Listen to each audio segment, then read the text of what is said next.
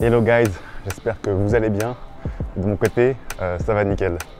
Dans la vidéo d'aujourd'hui, on va s'intéresser à savoir si le Rwanda est vraiment la Singapour d'Afrique. Comme vous le savez, moi je suis resté un peu plus d'1 an à Singapour. C'est un pays que j'affectionne beaucoup et que je connais quand même pas mal puisque j'y suis resté, j'ai beaucoup creusé, on va dire, l'écosystème de Singapour. Donc je vais pouvoir comparer. Il y a quelques jours, le Premier ministre de Singapour était au Rwanda pour le CHOGM et ensuite il est resté pour une visite officielle justement pour voir de quelle manière Singapour et le Rwanda pouvaient raffermir leurs relations, notamment sur le plan des investissements et sur le plan commercial. Donc ça sera la thématique d'aujourd'hui. Est-ce que le Rwanda est vraiment la Singapour d'Afrique? D'ailleurs, pour celles et ceux qui ne me connaissent pas encore, c'est Mensa Amiga, créateur de la chaîne Way Back to Africa, dont la thématique principale est le retour en Afrique des Africains et des Afro-descendants. Cette thématique en particulier t'intéresse, et si l'Afrique en général t'intéresse, alors tu es au bon endroit. Je vais t'inviter à aimer la vidéo, à t'abonner à la chaîne, activer la cloche, afin de ne rien manquer des prochains contenus qui sortiront dessus.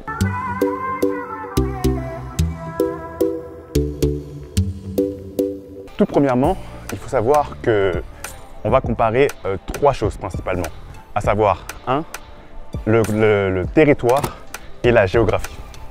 Est-ce qu'on peut dire que le territoire et la géographie du Rwanda est similaire à celle de Singapour?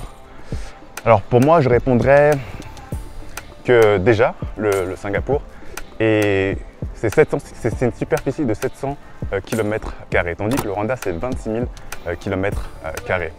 Une grande partie de la population rwandaise vit encore en zone rurale, à savoir hors de Kigali par exemple, ou hors des grandes villes comme Gisenyi. Et tandis qu'à Singapour, toute la population vit en ville, puisque le territoire est très restreint. Et c'est ce qui va avoir de l'impact notamment sur tout ce qui va être lié à l'urbanisme. Il est très rare de trouver à Singapour des maisons, il y en a, mais beaucoup moins qu'au Rwanda. Au Rwanda, il faut savoir que les maisons sont quand même le mode de vie le plus privilégié pour l'instant, et c'est parce que les Rwandais ont aussi quand même pas mal d'espace toujours. Il faut savoir que la population du Rwanda, même si elle est très densément peuplée, donc c'est 13 millions de personnes, à Singapour c'est beaucoup plus, c'est 7 millions de personnes pour à peine 700 km². Donc il faut ajouter à cela que Singapour est situé de manière géostratégique en Asie du Sud-Est. Il y a le détroit de Malacca qui y passe, donc c'est ce qui fait qu'il va y avoir beaucoup d'échanges maritimes.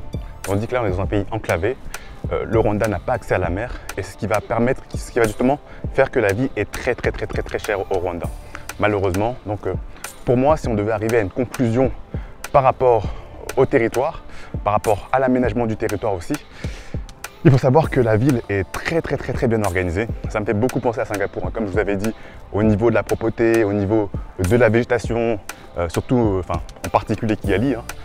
Donc ça serait un avis plutôt mitigé. Je dirais, moi, oui et non. Donc pour cette première réponse, à savoir sur le territoire, je dirais que la ville de Kigali, le Rwanda, est plus ou moins comparable à Singapour. Maintenant, deuxième chose, au point de vue culturel. Au point de vue culturel, ma réponse va être un peu plus tranchée, être un peu plus directe, même si je vais un peu nuancer à la fin, mais ma réponse est directe. Pour moi, au niveau de la culture, Singapour et le Rwanda n'ont rien à voir. Que ce soit au niveau des danses, au niveau du style vestimentaire, au niveau de la gastronomie.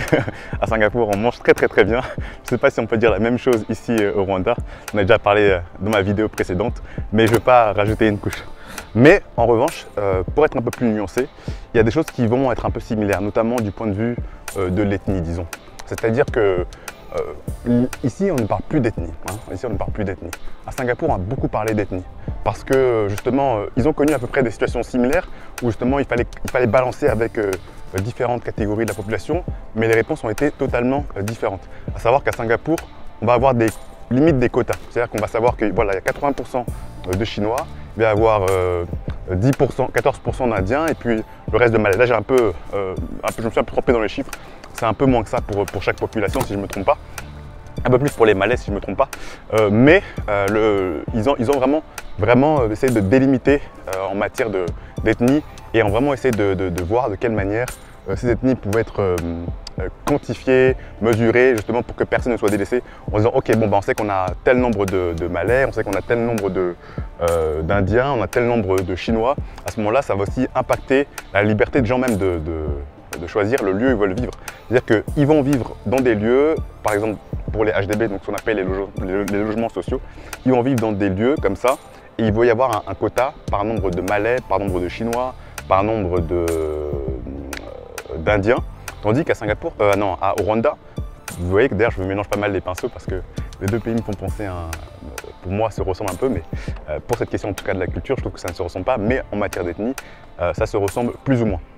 Avec cette volonté du vivre ensemble, même si les réponses qui ont été apportées sont différentes, mais au final c'est pour que la population puisse vivre ensemble, puisse cohabiter ensemble et que justement il y ait une forme de ce qu'on appelle à Singapour une racial harmony. Là on peut pas parler vraiment de racial harmony puisque on part du principe que c'est la même race, c'est la même ethnie, c'est le même peuple et je suis totalement d'accord avec ça.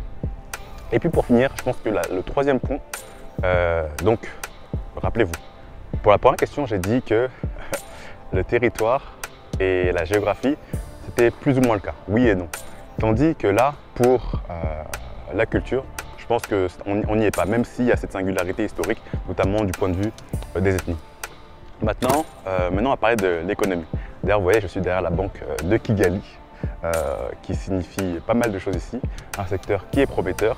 Donc, plongeons-nous un peu dans l'économie. Est-ce que Singapour et le Rwanda ont des économies qui sont similaires?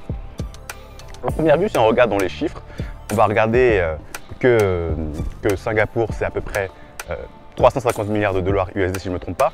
Le Rwanda, à peine 10 milliards. Donc on peut se dire, non, c'est pas du tout la même chose au niveau de l'économie.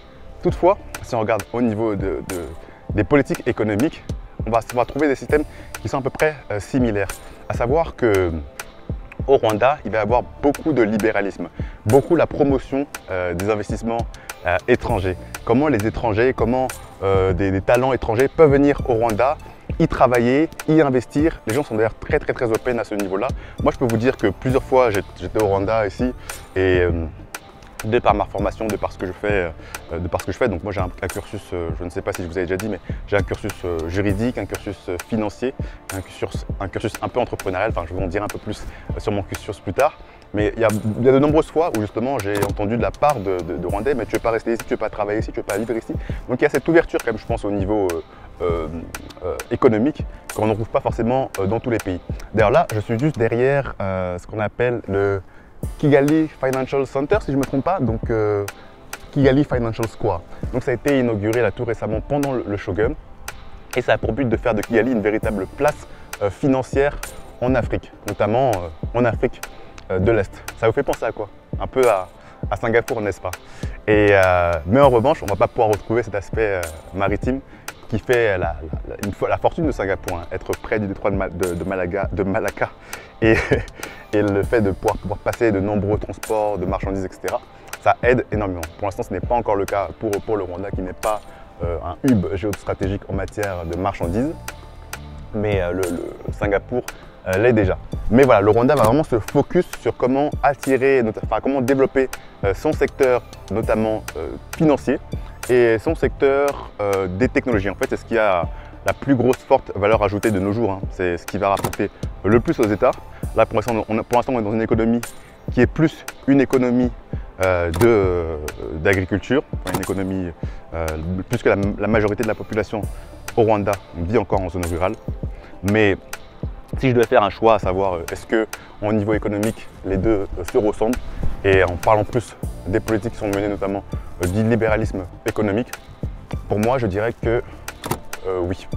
Donc voilà, c'est un peu une réponse mitigée si on fait le bilan de ces trois analyses, à savoir que dans un premier temps, oui,